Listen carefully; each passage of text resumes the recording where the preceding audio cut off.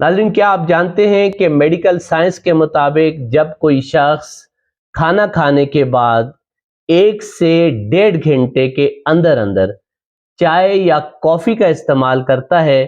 تو چائے اور کافی میں قدرتی طور پر پائے جانے والے اجزاء پولی فینولز اور دودھ میں موجود کیلشیم اس کی خوراک میں موجود آئرن کا 50 سے 90% حصہ جذب ہونے سے روک دیتے ہیں، یعنی وہ جسم کو ملنے کے بجائے بغیر جذب ہوئے ہی جسم سے خارج ہو جاتا ہے۔ ناظرین، طبی ماہرین کھانے کے ساتھ یا کھانے کے فوری بعد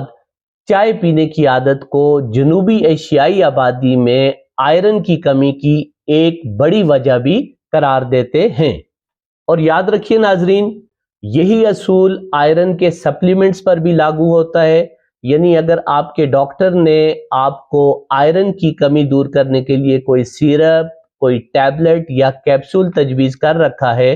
اور آپ اس کے استعمال کے بعد چائے یا کافی کا استعمال کرتے ہیں تو ایسی صورت میں بھی اس سپلیمنٹ کا بڑا حصہ جسم میں جذب ہوئے بغیر ہی آپ کے جسم سے خارج ہو جائے گا اور نتیجتاً علاج کی افادیت نمایاں طور پر کم رہے گی۔ شکریہ۔